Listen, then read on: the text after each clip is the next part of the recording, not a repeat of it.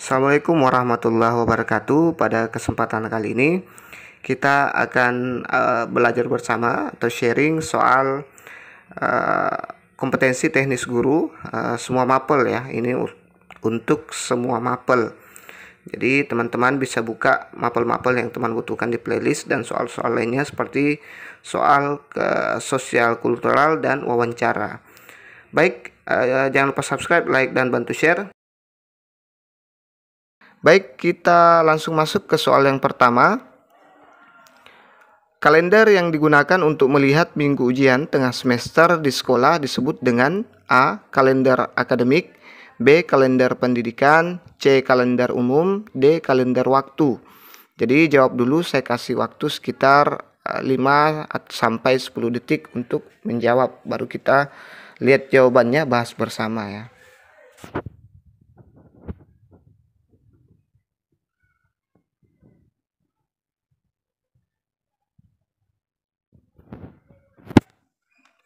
Jadi jawabannya option B, kalender pendidikan.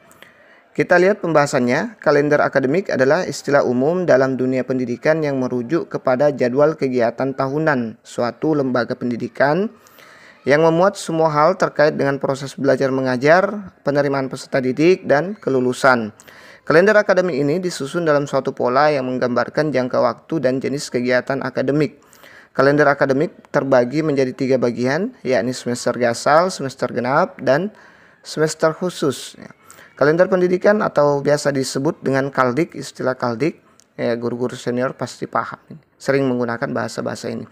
Merupakan pengaturan waktu untuk kegiatan pembelajaran peserta didik selama 1 tahun pembelajaran, yang mencakup antara lain permulaan tahun ajaran, minggu efektif belajar, dan juga jeda tengah semester, jeda antar semester, libur akhir tahun pelajaran, keagamaan, umum, khusus, kegiatan khusus sekolah. Bagaimana jawabannya? Apakah benar? Kita lanjut ke latihan selanjutnya. Jangan lupa subscribe, like, dan bantu share. Guru sedang melakukan pembelajaran sains untuk mengukur dimensi metakognitif pada diri peserta didik dengan A. Tes tertulis, B. Tes lisan, C. Uraian, D. Unjuk kerja, E. Praktik. Dijawab dulu.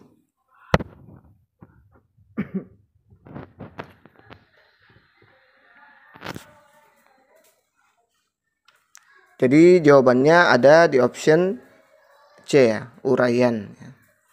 Untuk mengukur dimensi metakognitif pada diri peserta didik dengan tes uraian. Kita lihat pembahasannya. Dimensi pengetahuan, ada faktual, elemen dasar yang harus diketahui para peserta didik. Kemudian konseptual, yaitu klasifikasi, prinsip, konsep, teori. Kemudian prosedural adalah keterampilan melaksanakan prosedur. Metakognitif, keterampilan bersikap mandiri dan tahu apa yang telah dipelajari, apa yang sedang dipelajari, dan apa yang harus dipelajari. Kita lanjut ke latihan soal berikutnya. Untuk mengukur sejauh mana kemampuan siswa secara kognitif, psikomotor, dan afektif merupakan A. Jenis penilaian, B. Fungsi penilaian, C. Prinsip penilaian, D. Tujuan penilaian, E. Asas penilaian. Dijawab dulu.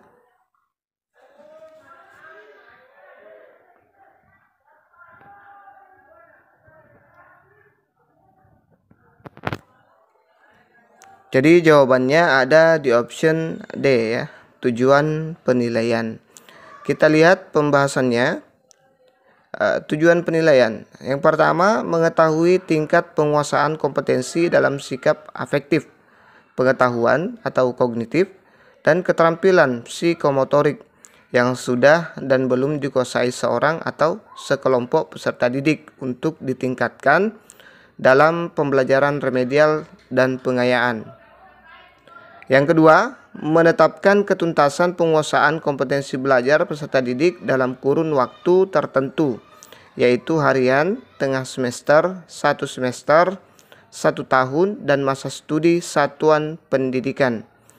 Yang ketiga, menetapkan program perbaikan atau pengayaan. Yang keempat, maaf ini saya lupa kasih enter. Yang keempat, memperbaiki proses pembelajaran. Sedangkan fungsi penilaian, yang pertama, menggambarkan sejauh mana peserta didik menguasai suatu kompetensi. Yang kedua, menguasai hasil belajar peserta didik dalam rangka membantu peserta didik memahami kemampuan dirinya. Yang ketiga, mendiagnosa kesulitan belajar. Yang keempat, kontrol bagi peserta didik dan satuan pendidikan tentang kemajuan peserta didik.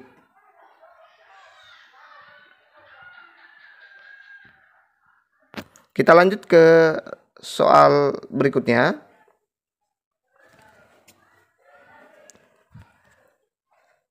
Pak Kama mengadakan ulangan dengan KD menentukan hasil operasi bilangan bulat. Dari 32 siswa, ternyata 22 siswa yang tidak tuntas KKM. Apa yang sebaiknya dilakukan Pak Karna? Pak Karna ya. A. Mengadakan pengayaan kepada 10 siswa. B. Mengadakan remedial untuk 22 siswa di bawah KKM.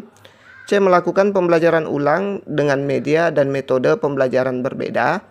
D. Melakukan pengayaan untuk seluruh siswa.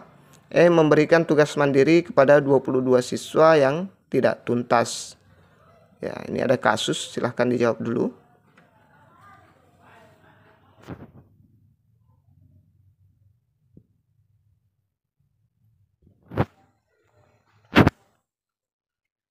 Jadi jawabannya ada di option C, ya. Melakukan pembelajaran ulang dengan media dan metode pembelajaran berbeda ya.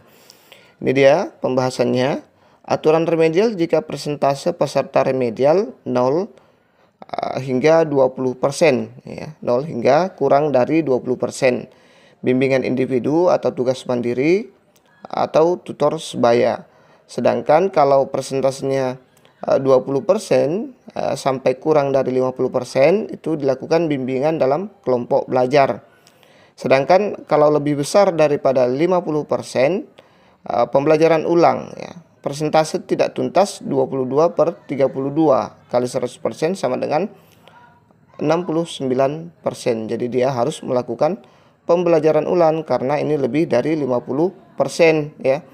Nah, di antara 32 siswa, 22 siswa yang tidak tuntas KKM ya. Jadi harus melakukan pembelajaran ulang dan metode pembelajaran berbeda ya. Oke, semoga dipahami ya. Saya yakin teman-teman calon guru profesional paham semua ini. Kita lanjut ke latihan soal berikutnya. Guru mengadakan penilaian yang mengacu pada kriteria yang telah ditetapkan dan mencakup semua aspek kompetensi baik afektif, kognitif, dan psikomotorik. Itu adalah prinsip penilaian. A. Beracuan kriteria dan menyeluruh. B. Beracuan kriteria dan sistematis. C. Akuntabel dan menyeluruh. D. Objektif dan menyeluruh. Dijawab dulu.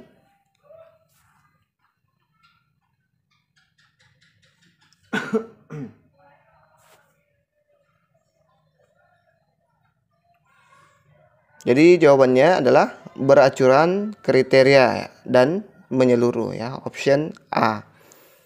Ya, kita lihat pembahasannya. Menyeluruh berarti penilaian mencakup semua aspek ya.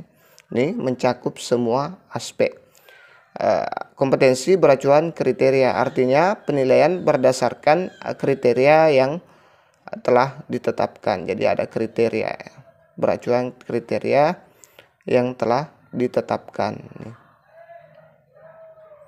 Oke, kita lanjut ke soal dan latihan berikutnya.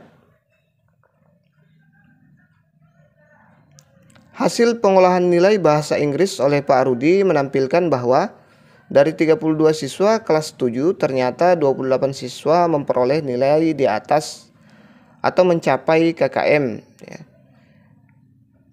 KKM yang ditetapkan untuk pelajaran bahasa Inggris adalah 70 dan 4 siswa mendapat nilai di bawah KKM yang ditetapkan. Dari ilustrasi di atas, penilaian yang demikian disebut penilaian A. Penilaian acuan patokan, B. Penilaian acuan norma, C. Penilaian objektif, D. Penilaian terpadu, E. Penilaian menyeluruh. Dijawab dulu.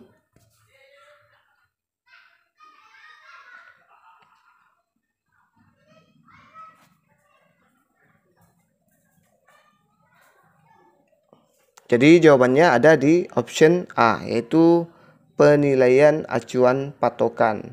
Kita lihat pembahasannya. PAP atau penilaian acuan patokan merupakan suatu cara menentukan kelulusan siswa dengan menggunakan sejumlah patokan didasarkan pada batas kelulusan atau KKM. Penilaian acuan norma atau biasa disingkat PAN adalah penilaian yang dilakukan dengan mengacu pada norma kelompok atau nilai-nilai yang diperoleh siswa dibandingkan dengan nilai-nilai siswa lain dalam kelompok. Kita lanjut ke soal dan latihan selanjutnya.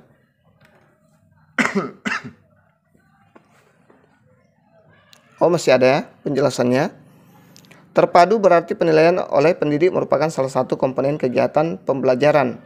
Menyeluruh dan berkesinambungan berarti penilaian mencakup semua aspek kompetensi. Objektif berarti penilaian didasarkan pada prosedur dan kriteria yang jelas tanpa dipengaruhi oleh subjektivitas penilai. Penilai di sini ya teman-teman. Oke, ini dia penjelasan tentang penilaian. Ada penilaian acuan patokan atau biasa disingkat PAP, ada PAN, ada penilaian objektif, terpadu, dan menyeluruh. Oke, kita lanjut ke soal berikutnya. Dalam memberikan nilai pada penilaian harian, Pak Aan, guru bahasa Jawa, melakukan pengkategorian. Siswa yang skor tesnya di bawah 40 maka mendapat nilai 70. Skor antara 40 sampai 50 mendapat nilai 80 dan skor di atas 50 maka diberikan nilai 90. A. Penilaian acuan patokan, B. Penilaian acuan norma, C. Penilaian objektif, D. Penilaian terpadu, E. Penilaian menyeluruh. Kira-kira ini termasuk penilaian apa melakukan? Coba jawab dulu.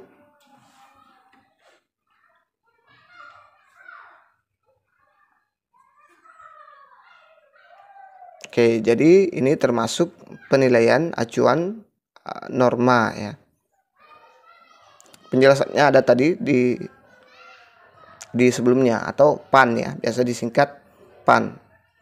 Ada di pembahasan sebelumnya.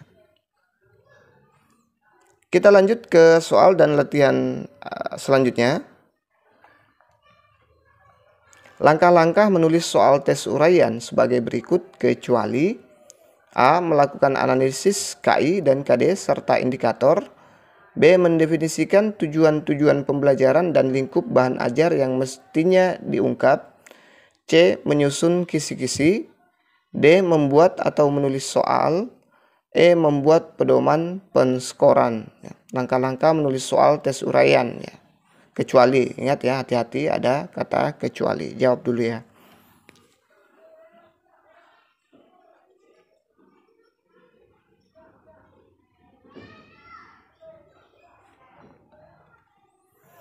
Jadi jawabannya adalah A. Melakukan analisis KI dan KD serta indikator. Kita lihat, coba kita periksa apakah betul. Option A. Langkah-langkah menulis soal tes uraian. Yang pertama, mendefinisikan tujuan-tujuan pembelajaran dan lingkup bahan ajar yang mesti diungkap. Ada ya di option B. Kemudian yang kedua adalah menyusun kisi-kisi. Ada di option C. Yang ketiga, membuat atau menulis soal sekaligus dengan kunci jawaban. Tidak ditulis. Kemudian mengorganisasikan tes menurut tipe-tipe soal yang dibuat. Tidak ditulis juga. Membuat petunjuk pengerjaan soal dan penskoran. Ini dia, membuat pedoman penskoran.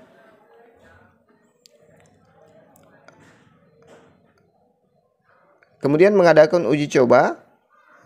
tidak ditulis, merevisi soal. Ya.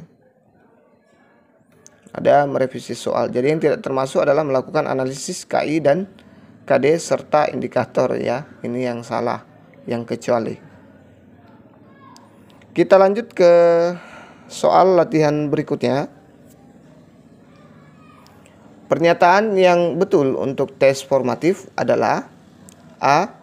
Nilai maksimum adalah nilai jumlah adanya soal. B. Nilai minimum adalah sejumlah adanya soal. C. Nilai maksimum butir soal benar adalah 1. D. Nilai minimum butir soal benar adalah 1. Pernyataan yang betul untuk tes formatif. Jawab dulu.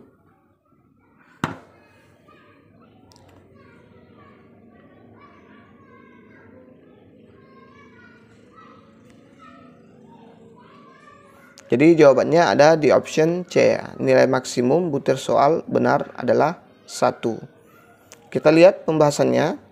Tes formatif dimaksudkan untuk memantau sampai sejauh mana peserta mencapai kemajuan belajar.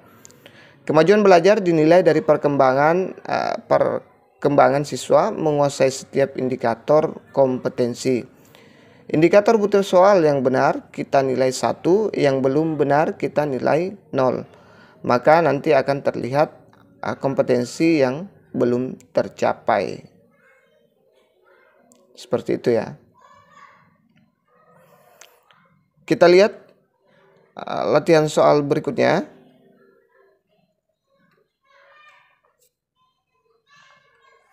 Ada tabel ini. Perhatikan tabel di bawah ini.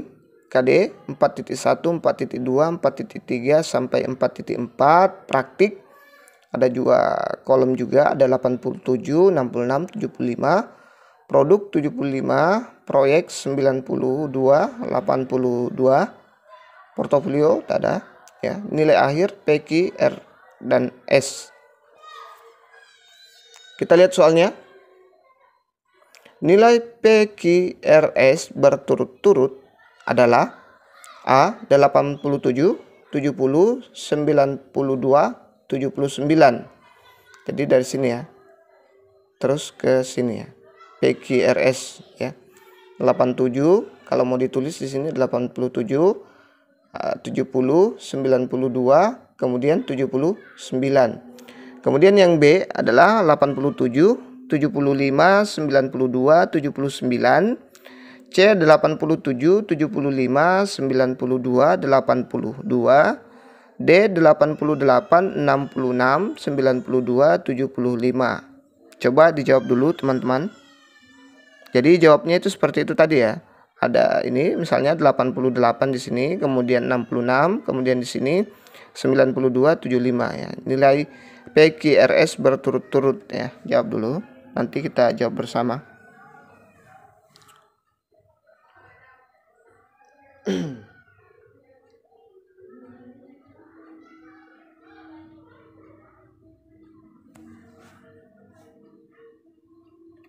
Oke, kita lihat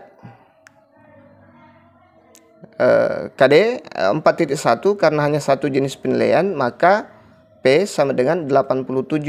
Jadi P sama dengan 87. Jadi di sini harusnya 87 karena hanya satu jenis penilaian.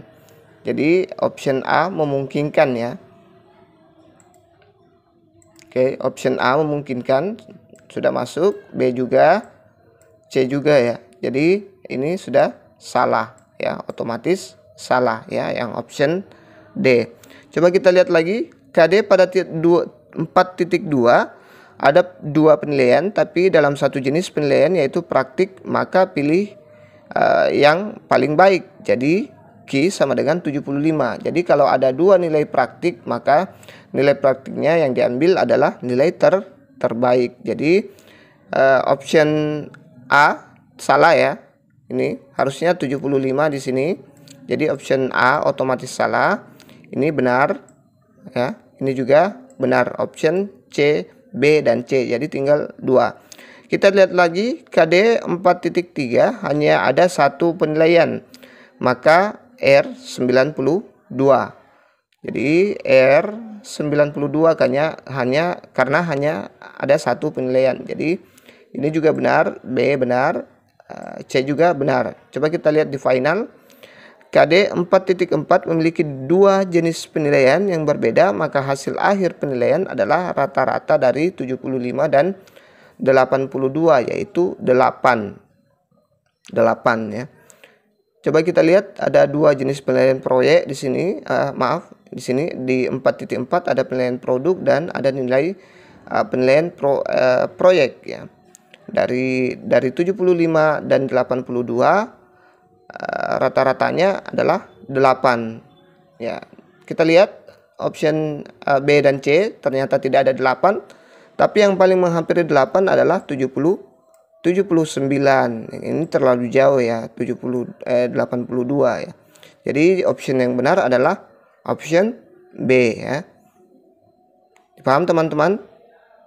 Oke, jadi yang benar adalah option B, 87, 75, 92 dan 79. Oke, semoga dipahami.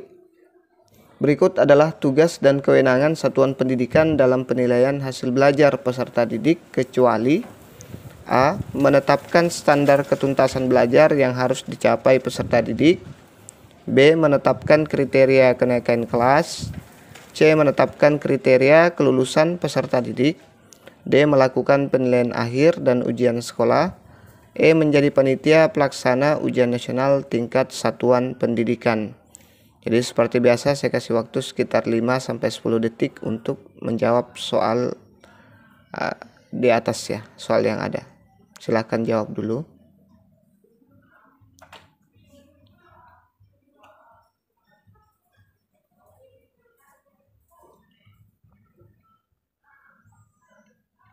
Jadi jawabannya ada di option E. Menjadi panitia pelaksana ujian nasional tingkat satuan pendidikan. Kita lihat panitia pelaksana ujian nasional tingkat satuan pendidikan ditetapkan oleh Dinas Pendidikan ya. Jadi pendidikan dalam penilaian hasil belajar peserta didik kecuali ya, lihat ada kata kecuali ya. Tugas dan kewenangan satuan pendidikan ya. Oke. Ini dia keempat tugasnya dan ini termasuk kecuali ya. Dia kecuali, bukan tugas dari tugas dan kewenangan satuan pendidikan dalam penilaian hasil belajar. Kita lanjut ke soal berikutnya. Perkembangan teknologi memungkinkan pembelajaran tidak lagi dilakukan tatap muka di dalam kelas, akan tetapi juga bisa dilakukan secara virtual atau jarak jauh dengan prinsip-prinsip pembelajaran berbasis teknologi. Pembelajaran model ini berbasis web dan bisa diakses menggunakan jaringan internet dimanapun dan kapanpun siswa berada. Pembelajaran yang demikian disebut pembelajaran A. Blended learning, B. E-learning, C. Learning by doing, D. Self-learning, E. Efficient learning. Dijawab dulu.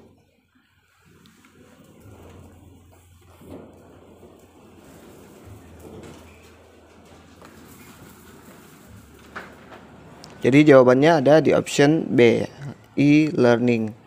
E-learning adalah pembelajaran yang dilakukan secara daring berbasis web atau sejenisnya.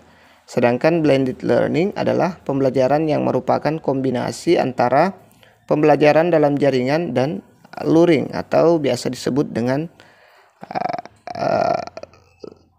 luar jaringan ya, luring luar jaringan atau daring dalam jaringan ya. Ini memang sudah dipersiapkan jauh-jauh, bahkan saya sempat juga menemukan soal ini dulu di 2019 ya, yang berbasis teknologi. Buktinya sekarang kita sudah seperti itu ya, kita harus menggunakan media-media berbasis teknologi, baik itu WhatsApp, Zoom dan sebagainya. Ternyata kita sekarang dipaksa untuk melakukan e-learning ya. Kita lanjut ke latihan soal berikutnya. Seorang guru sebelum melaksanakan pembelajaran mempersiapkan perangkat pembelajaran Setelah menyusun indikator pembelajaran, lalu menyusun tujuan pembelajaran. Hal ini termuat dalam A. Silabus pembelajaran, B. Rencana pelaksanaan pembelajaran, C. Rencana penilaian pembelajaran, D. Analisis KI dan KD, E. Program semester. Silahkan dijawab dulu.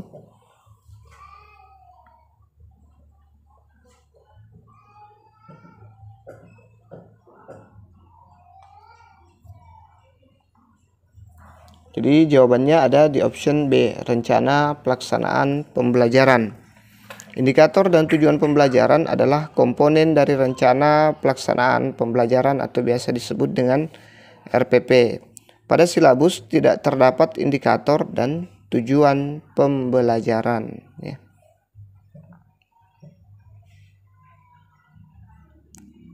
Kita lanjut ke latihan soal berikutnya. Silabus dan RPP adalah pedoman bagi guru dalam melaksanakan pembelajaran yang berupa rencana pembelajaran.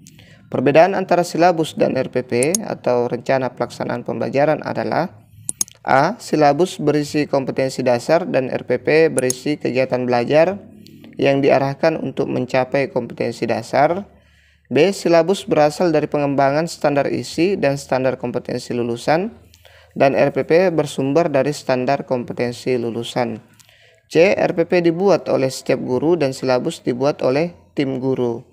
D. RPP dibuat oleh guru sedangkan silabus dibuat oleh satuan pendidikan.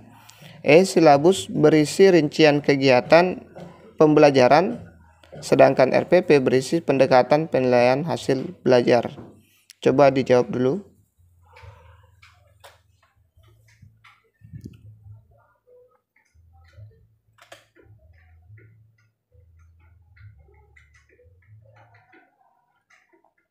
Jadi jawabannya ada di option A. Silabus berisi kompetensi dasar dan RPP berisi kegiatan belajar yang diarahkan untuk mencapai kompetensi dasar. Ini perbedaan RPP dan silabus. Ya, perbedaan yang paling mencolok. Kita lihat silabus berisi kompetensi dasar dan RPP berisi kegiatan belajar yang diarahkan untuk mencapai kompetensi dasar. KI dan KD dikembangkan dari standar kompetensi lulusan. Silabus dikembangkan dari KI dan KD, sementara RPP mengembangkan KD ke dalam indikator pencapaian kompetensi dasar dan tujuan pembelajaran. RPP disusun oleh masing-masing guru, sedangkan silabus dikembangkan oleh Kemendikbud. Kita lanjut ke soal berikutnya. Dari hasil penilaian guru diperoleh beberapa siswa mencapai kriteria ketuntasan belajar dan ada juga yang belum mencapai kriteria ketuntasan belajar. Dari hasil oleh nilai tersebut dapat dijadikan sebagai bahan guru untuk melakukan tindak lanjut pembelajaran. Yang merupakan pemanfaatan hasil penilaian guru adalah kecuali A. Memperbaiki program pembelajaran. B. Menyelenggarakan program pembelajaran bagi siswa yang hasilnya rendah. C. Menyelenggarakan pengayaan bagi siswa yang hasilnya tinggi. D. Mengadministrasikan hasil penilaian. E. Menyusun laporan hasil penilaian. Silahkan dijawab dulu.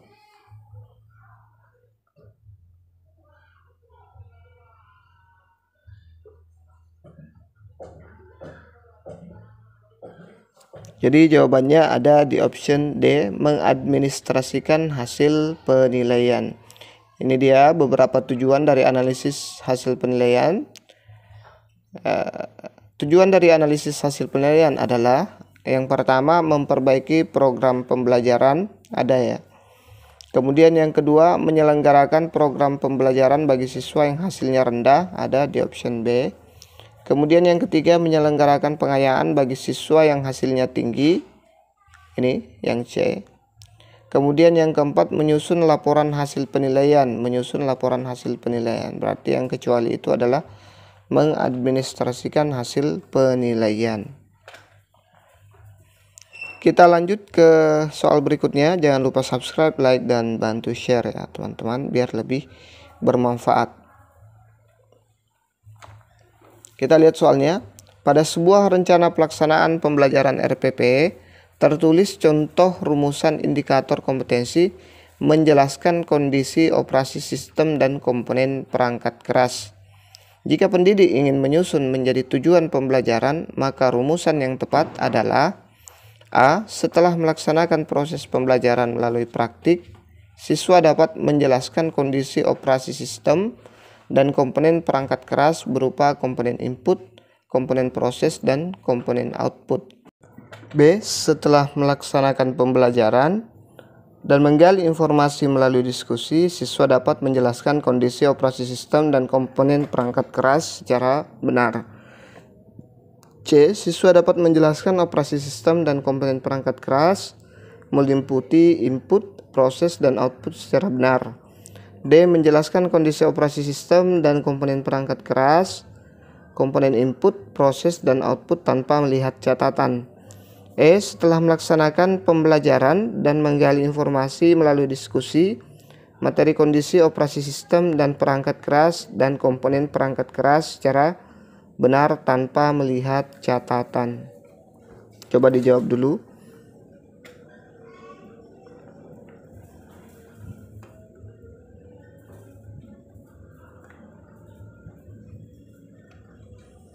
Jadi jawabannya adalah B ya. Setelah melaksanakan pembelajaran dan menggali informasi melalui diskusi, siswa dapat menjelaskan kondisi operasi sistem dan komponen perangkat keras secara benar ya. Kita lihat pembahasannya. Tujuan pembelajaran meliputi komponen: A. Audience, dalam hal ini siswa. B. Behavior, dalam hal ini perilaku peserta didik yang diukur, misalkan menjelaskan kondisi operasi sistem dan perangkat keras.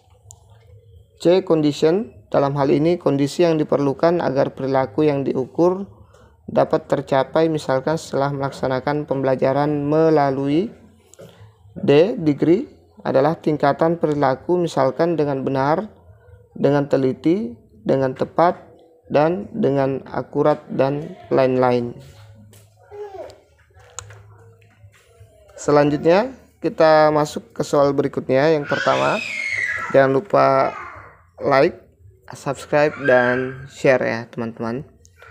Guru setelah pembelajaran langsung memberikan penilaian praktik terhadap siswa dan mengumumkan hasilnya untuk siswa. Bagaimana pendapat Anda tentang hal ini? A. Bagus karena guru tersebut telah menerapkan prinsip transparan. B. Bagus karena guru dapat mengetahui mana siswa yang sudah bisa dan mana siswa yang belum bisa. C. Kurang setuju karena seharusnya penilaian yang dipakai adalah proyek atau produk. D. Kurang setuju, seharusnya sebelum menilai guru membuat rubrik penilaian dulu agar hasilnya dapat terukur sesuai kriteria. E. Mengumumkan hasil penilaian di depan kelas menyebabkan siswa yang lemah kemampuannya akan merasa malu. Coba dijawab dulu.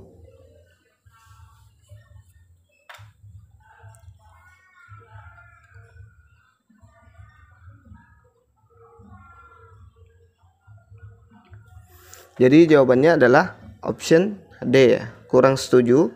Seharusnya sebelum menilai guru ada koma di sini. Guru membuat rubrik penilaian dulu agar hasilnya dapat terukur sesuai kriteria yang diinginkan ya, teman-teman. Kita lihat pembahasannya. Dalam menilai praktik, langkah utamanya adalah membuat rubrik penilaian yang berisi serangkaian kegiatan yang akan diamati sejak awal sampai akhir. Kita lanjut ke soal berikutnya. Jangan lupa subscribe, like, dan bantu share. Dalam menentukan jumlah alokasi waktu pada kompetensi dasar, Bu Dina selalu memperhatikan aspek-aspek di bawah ini kecuali: A. Jumlah minggu efektif. B. Jumlah dan keluasan KD. C. Kedalaman dan tingkat kesulitan KD. D. Tingkat kepentingan KD. Jangka waktu penggunaan media. Dijawab dulu.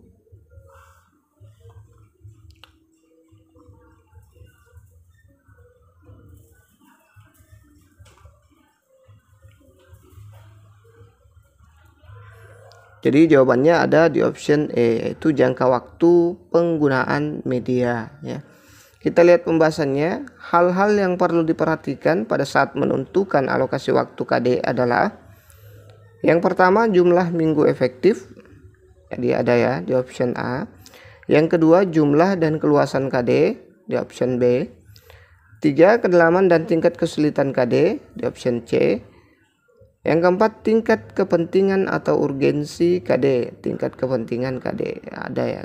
Kecuali itu adalah jangka waktu penggunaan media. Jadi hati-hati dengan kata-kata seperti ini. Kadang kalau kita buru-buru, kita tidak memperhatikan ini. Kita lanjut ke latihan soal berikutnya. Penentuan alokasi waktu pada silabus berdasarkan A. Program tahunan, B. Program semester, C. Analisis minggu efektif, D. Kedalaman materi, E. SKL dan standar isi. Dijawab dulu.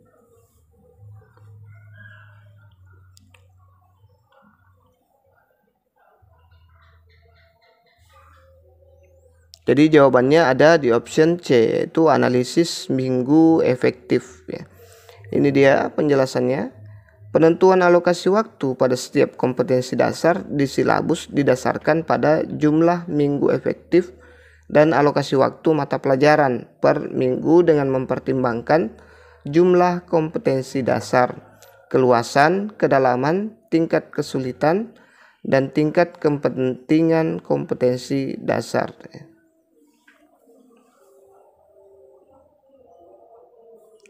Kita lanjut ke latihan soal berikutnya. Jangan lupa subscribe, like, dan bantu share ya teman-teman.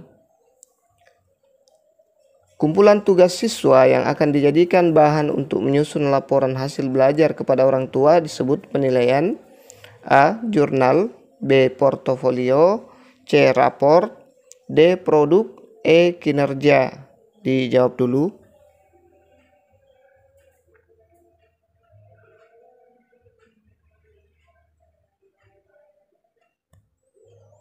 Jadi jawabannya adalah portofolio.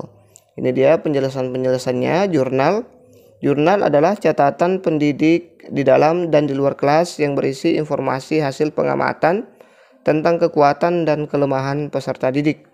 Sedangkan portofolio adalah kumpulan tugas karya yang dihasilkan peserta didik sebagai bahan penilaian. Yang selanjutnya adalah produk, jenis penilaian keterampilan dalam menghasilkan produk. Kemudian ada kinerja penilaian yang mengakomodasi kompetensi proses dan produk hasil. Selanjutnya adalah laporan akhir hasil belajar tiap semester ya. Kita lanjut ke soal selanjutnya. Perhatikan teknik-teknik penilaian berikut. 1. Observasi, 2. Pertanyaan langsung, 3. Laporan tertulis, 4. Laporan diri, 5. Tes tertulis. Soalnya, teknik penilaian sikap yang tepat adalah A. 123, B. 135, C. 124, D. 125, E. 145. Coba dijawab dulu.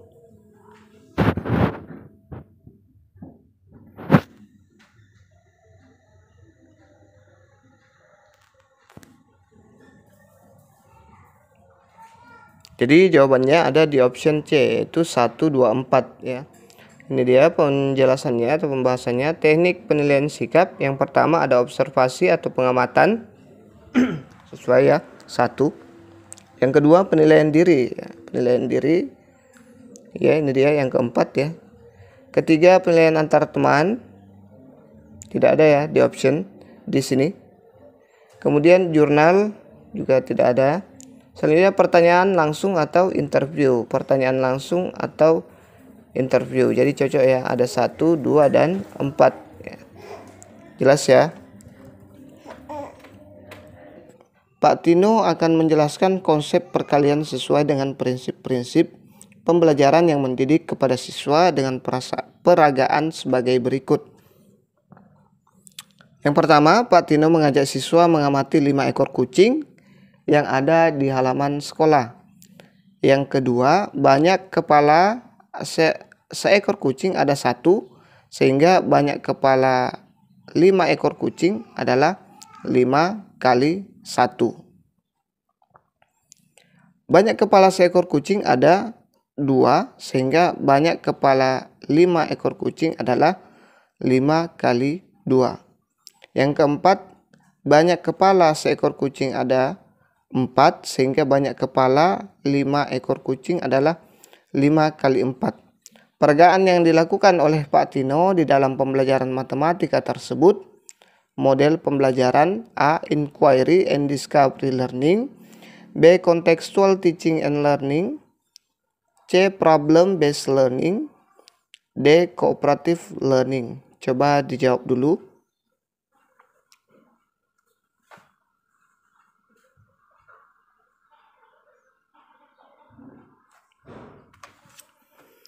Jadi jawabannya ada di option B, Contextual Teaching and Learning ya. Ciri-ciri CTL, media dan sumber belajar dari lingkungan ya. Jadi ini sudah termasuk ciri-ciri CTL karena berada di halaman sekolah. Siswa membangun pengetahuan dari pengalaman sendiri, konstruktivisme.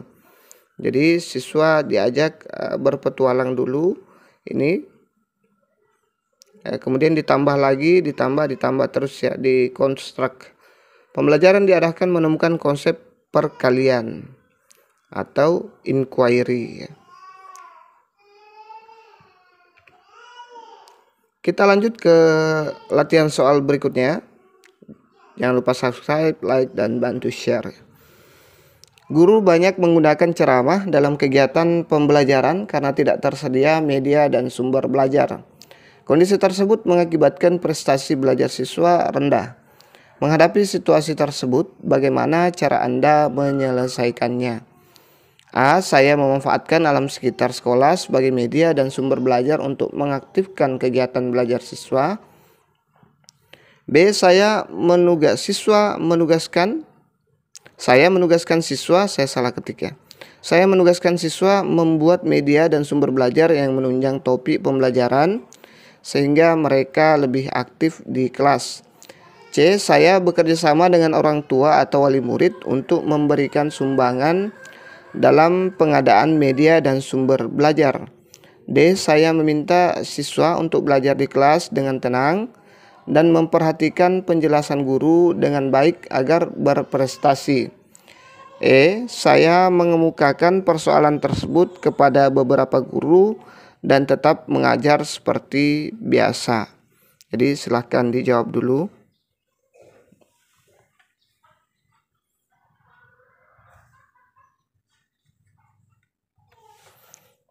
Jadi jawaban terbaik yang tepat adalah ada di option A. Saya memanfaatkan alam sekitar sekolah sebagai media dan sumber pelajar untuk mengaktifkan kegiatan belajar siswa. Kita lihat pembahasannya. Tidak tersedia media dan sumber belajar yang tersedia di sekolah bukan menjadi alasan bagi guru ya. Jadi guru harus kreatif dalam mendayagunakan berbagai media alam sekitar agar pembelajaran lebih bermakna bagi siswa. Tapi memang di kenyataannya guru kebanyakan seperti itu di lapangan, bahwa tidak ada media, maka dia juga sudah tidak berusaha lagi untuk mencari media-media yang bisa dipakai. Dan belum lagi yang parah adalah punya media tapi tidak pernah digunakan media-media tersebut. Seperti halnya laboratorium IPA di SMP contohnya, banyak sekali itu bantuan pemerintah itu luar biasa, menghabiskan dana yang sekian puluh juta, bahkan miliaran ya untuk semua sekolah, ratusan miliar malah disimpan berdebu di sekolah ya, itu kenyataan yang luar biasa ya. Oke. Kita lanjut ke soal latihan selanjutnya. Jangan lupa subscribe dan bantu share teman-teman. Kemampuan untuk menciptakan, memiliki daya cipta atau mampu menciptakan sesuatu yang baru, baik berupa gagasan maupun alat yang relatif berbeda dengan apa yang telah ada sebelumnya dalam pembelajaran merupakan sikap kreatif guru ketika menyampaikan ilmu kepada siswa. Model yang sesuai dengan sikap kreatif memanfaatkan lingkungan sekitar sebagai sumber belajar adalah A. Problem based learning, B. Contextual teaching learning, C. Project based learning, D. Open inquiry, E. Cooperative learning. Silahkan dijawab dulu.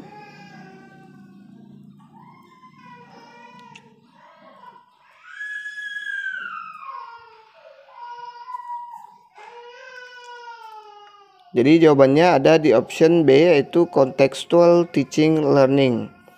Ini dia pembahasannya. Ciri-ciri CTL.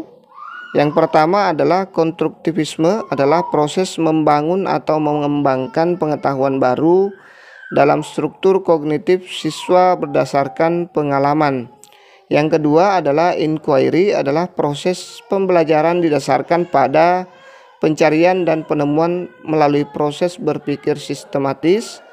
Pengetahuan bukanlah hasil dari pertimbangkan sejumlah fakta, tetapi hasil dari proses menemukan sendiri. Yang ketiga, pembelajaran menekankan pemanfaatan lingkungan sekitar sebagai media sehingga pelajaran lebih bermakna. Kita lanjut ke soal berikutnya. Mengajar di kelas yang berjumlah 40 orang siswa, kegiatan yang dilakukan oleh siswa adalah diskusi tentang materi pelajaran. Anda mengamati kegiatan pembelajaran selama diskusi, namun selama pengajaran masih cenderung ramai dan banyak siswa yang bergurau. Berdasarkan hal tersebut, tindakan Anda adalah A. Membebaskan siswa untuk berdiskusi meskipun ramai dan gaduh, B. Memberhentikan diskusi dan memaksa siswa agar memperhatikan, C. Memberikan aturan baru dalam berdiskusi dengan materi yang berbeda setiap kelompok, D. Membiarkan saja kegiatan diskusi yang berlangsung dengan anggapan diskusi cenderung ramai. Dijawab dulu.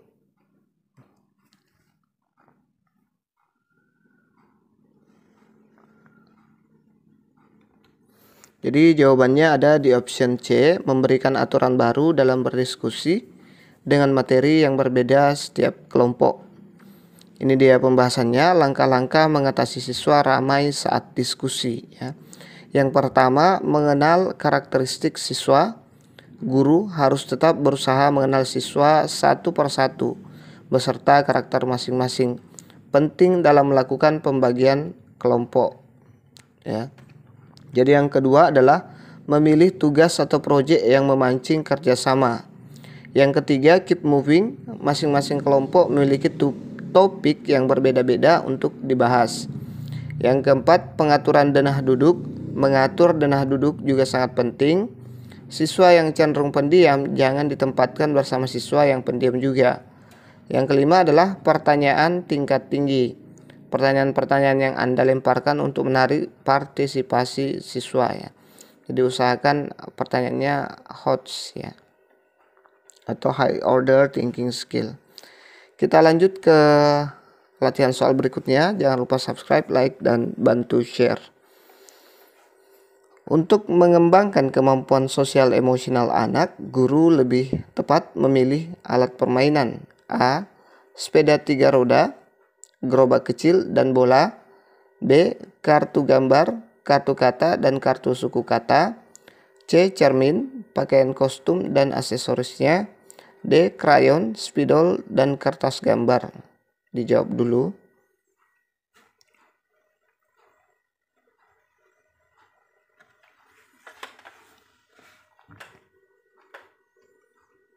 Jadi jawabannya ada di option A, yaitu sepeda 3 roda, gerobak kecil, dan bola. Kita lihat pembahasannya.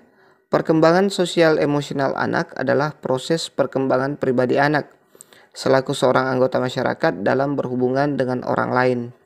Perkembangan ini berlangsung sejak bayi hingga akhir hayat manusia. Pemilihan media untuk mengembangkan kemampuan sosial emosional adalah dengan menyediakan media yang menumbuhkan interaksi dengan orang lain, baik langsung maupun tayangan media animasi atau film.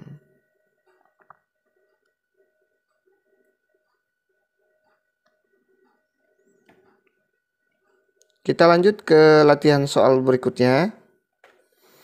Menurut model pembelajaran kontekstual, komponen utama yang lengkap terdiri dari A. Inquiry, masyarakat belajar, permodelan, penilaian autentik, dan refleksi. B. Konstruktivisme, inquiry, bertanya, masyarakat belajar, permodelan, refleksi, dan penilaian autentik. C. Konstruktivisme, inquiry, masyarakat belajar, permodelan, penilaian autentik, dan refleksi. D. Konstruktivisme, inquiry, masyarakat belajar, permodelan, dan refleksi. Coba dijawab.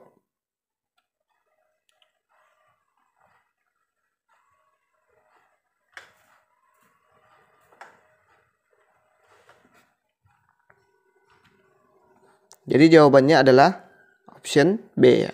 Konstruktivisme, inquiry, bertanya, masyarakat belajar, permodelan, refleksi, dan penilaian autentik. Ya. Kita lihat pembahasannya. Prinsip model pembelajaran kontekstual atau biasa disingkat dengan CTL, Contextual Teaching Learning.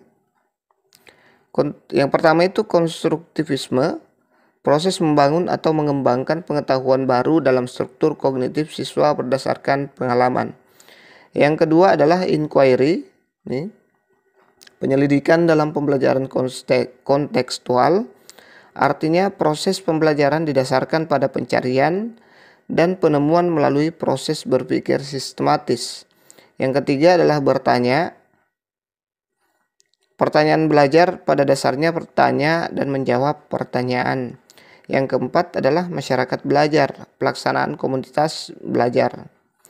Yang kelima adalah permodelan. Pemodelan adalah proses belajar sebagai contoh untuk menunjukkan sesuatu yang dapat ditiru oleh setiap siswa. Yang keenam adalah refleksi, adalah proses penyelesaian pengalaman yang telah dipelajari yang dilakukan dengan remenyortir kejadian yang telah melalui pembelajaran. Yang ketujuh adalah penilaian autentik, adalah proses oleh guru untuk mengumpulkan informasi tentang kemajuan belajar siswa.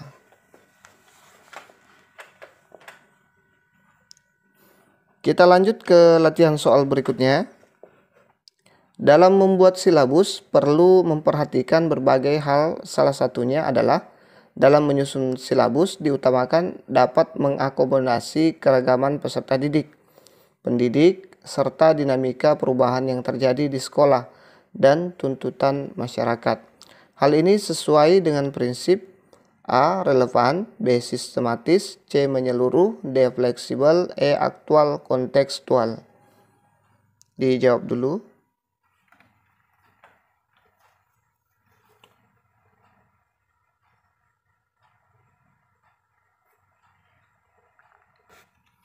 Jadi jawabannya ada di option D, fleksibel. Ya. Kita lihat relevan artinya sesuai perkembangan peserta didik. Sistematis artinya saling terkait dengan kompetensi. Menyeluruh artinya meliputi kognitif, afektif, dan psikomotorik. Fleksibel artinya mengakomodasi keragaman dan dinamika perubahan. Nih, ya, mengakomodasi keragaman peserta didik ya. Dan serta dinamika perubahan yang terjadi di sekolah dan tuntutan masyarakat. Kemudian aktual kontekstual artinya mengikuti perubahan zaman iptek dan peristiwa kekinian. Kita lanjut ke latihan selanjutnya. Jangan lupa subscribe, like, dan bantu share. Tonton juga video-video lainnya di playlist. Cakupan indikator, materi pokok, pengalaman belajar, sumber belajar, dan sistem penilaian yang dituangkan dalam silabus harus cukup untuk menunjang pencapaian kompetensi dasar. Hal ini sejalan dengan prinsip A. ilmiah, B. relevan, C. sistematis, D. memadai, E. konsisten. Memadai ya, bukan memadahi. Coba dijawab dulu.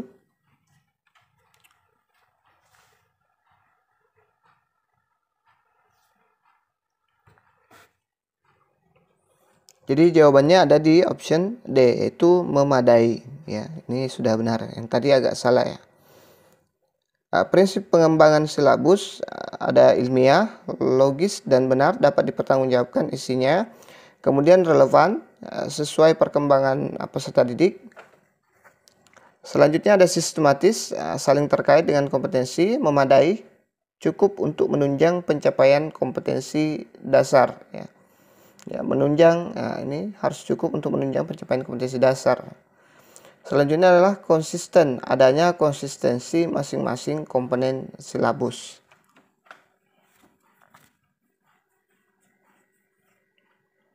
Kita lanjut ke latihan soal berikutnya. Berdasarkan hasil penilaian harian diperoleh data dari 32 siswa setelah dites dengan 10 soal, ternyata yang mampu menjawab 10 soal dengan benar adalah 15 siswa. 7 siswa menjawab salah 3 soal dan 5 siswa berhasil mengerjakan dengan benar 6 soal. Sisanya menjawab benar 2 soal.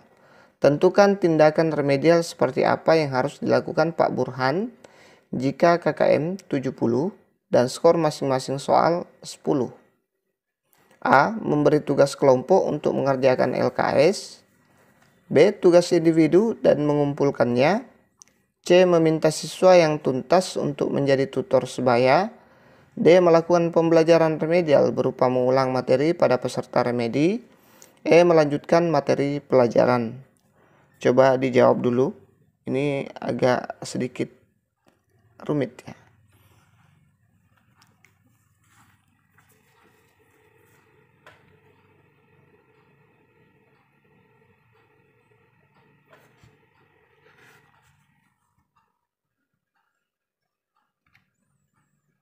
Ini dia jawabannya, ada di option A, memberi tugas kelompok untuk mengerjakan LKS. Kita lihat pembahasannya. Banyak siswa 32, jumlah soal 10. 15 siswa menjawab benar 10 soal, artinya tidak remedial ya. Jadi 15 siswa tidak remedial. 7 siswa menjawab salah 3 soal, artinya nilai 70, artinya tidak remedial. Jadi ada sudah 22 orang yang tidak remedial. Selanjutnya 5 siswa menjawab benar 6 soal, nilai 60, peserta remedial karena di bawah standar KKM-nya. Selanjutnya 5 siswa menjawab benar 2 soal, nilai 20, peserta remedial. Berarti peserta remedial sudah 10 orang. Selanjutnya banyak peserta remedial sama dengan 10 siswa. Ini peserta remedial sama dengan 10/32 dikali 100% sama dengan 31%. Artinya bimbingan tugas atau tugas kelompok, kita lihat di sini bimbingan individu 0 sampai 20%, bimbingan kelompok 20 sampai 50%, pembelajaran ulang 50 sampai 100%. Jadi kasus ini berada di antara 20% sampai 50%.